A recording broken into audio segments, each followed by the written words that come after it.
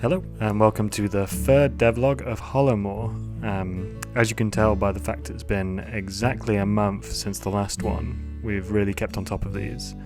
Part of the reason we've slipped off the schedule is because we spent quite a bit of time reworking some of the code to do with drawing. We were noticing quite a lot of splitting pixels and things like this, and it was to do with how I initially implemented how it was drawing onto the screen. So we probably spent about a month or so going back over that, fixing bits of UI elements and stuff like that. So there wasn't an awful lot to show for the work over the winter, but we've caught up with ourselves and we think we have a few more bits and pieces to show you, and so we'll run through them today in today's devlog. So one of the things we've been working on this month is the weather system and also the day-night lighting system. So we have a couple of different effects we've been working on, and we've been concentrating on trying to get them so they randomly generate when you start a new day, and working on making it so maybe things like rain will be more frequent in spring and autumn and maybe less frequent in summer. So this will obviously water your crops. I think we're planning on maybe having it so NPCs wear slightly different clothes. Maybe there's a few umbrellas up during rainfall and things like that.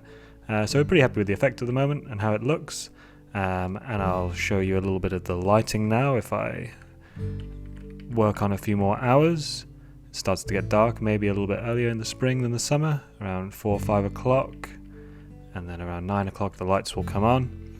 And yeah, we're fairly happy with the lighting effect, so it's quite dark and gloomy. We're going to work on there being maybe spells and enchantments, or maybe when you hold your wand you'll have some kind of light spell you can cast to help you see in the dark. So we're concentrating on it being quite dark at night time, and you need to use your witch abilities to help you see. But yeah, we've got a few glows going on with the buildings, the lamps and things like that. We need to work on how this looks a little bit. Obviously there's no light bulb in the lamp at the moment, it's just producing the glow, but that's a quick fix that we'll look at. So we've also been working on the snow and how that will look during the winter months, and how a few of the objects might change, things like the trees not having any leaves, plants not growing, and a few of the buildings and the walls being snow covered. Eventually we will work our way around to having the character sprites have slightly different outfits in the winter seasons and things like that. Working on new dialogue so they say slightly different things during the winter, trying to keep you coming back and talking to people and interacting with the world. We're pretty pleased with how this looks, and again, if I work on a few more hours, I think it looks quite Christmassy and very cute in the winter time. It feels very cozy, very kind of cottagey feel. As I said, we've been working on kind of fixing the UI basically this month, so a lot of that was redrawing and resizing of things and making it all look proper again. But we do have a few new elements to show you. For example, the map we've been working on. This was actually the thing that showed us that the pixels weren't drawing properly. It really didn't look very good in the old system. So, but now it's looking very crisp, and we're very pleased with how it looks.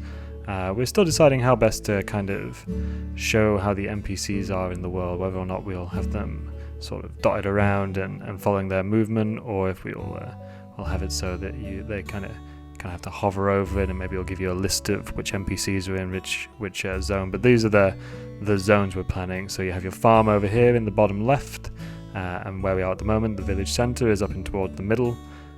Train station, which is where you will start your journey in Hollowmoor, and we'll show a little bit of that later on. The castle that we showed from the last video, and a few other locations that we're still working up. The dock is still being redrawn into the new style, and we're kind of working on these forest kind of areas soon. So we've also been working on the foraging system. So depending on the season, there'll be a few items for you to collect from around the world that will hopefully help you make spells and potions that you can collect. And we've been working on trying to make them kind of spawn fairly randomly, and also spawn based on the season, so you're not getting unusual things popping up in the winter.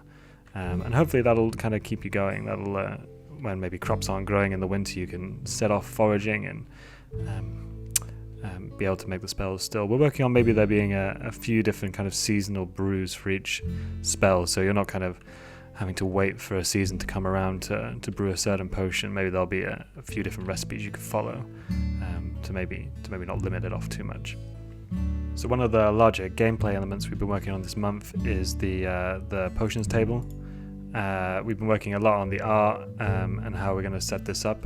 We're pretty pleased with this layout. It was similar to how the cooking was laid out, and working in quite a similar way. There's going to be mini games for each of these elements, a chopping game and things like this, and needing to stir potions in certain ways, all the classic kind of witchy things that you would expect with brewing potions. And we've been working a little bit on the UI for recipe books and spell books. At the moment this is displaying the cooking one, which we're just kind of using to kind of test out the code before we start writing a bunch of recipes and things like that. But you'll have the potion's name and then the rareness of it, depending on whether or not you've learnt it yet, and things like that, the ingredients, and we're working on maybe having a few more detailed photo pictures to kind of better show off what the potion will look like in the end. So we're working on that quite a lot at the moment. So that's a lot of the coding elements we've been working on for the past few months. We're moving on now probably to coding a few more dialogue options and romance options and things like that, seeing how that could work and how we can better integrate the people into the world. At the moment they're there, but they're not too interactable. So we're writing a lot of dialogue at the moment and thinking about the best ways to kind of implement that. We're generally pretty happy with how the base of the game is set up. Obviously it needs quite a bit more polish and things like that, but the bare mechanics are there, and we're pleased with how they're progressing along.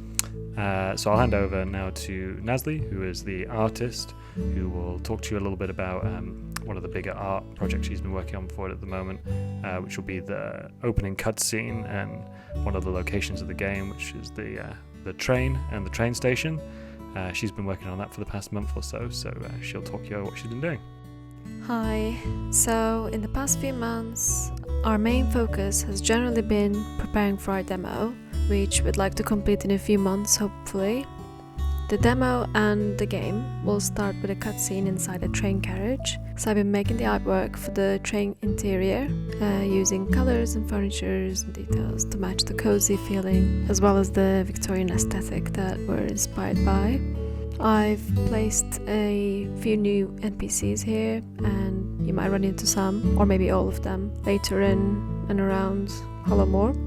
The interior is close to being finished, and I've also been working on the train's exterior and the train station located in Hollowmoor. I've been adding some more farm produce that we'd use in potions, spells and charms.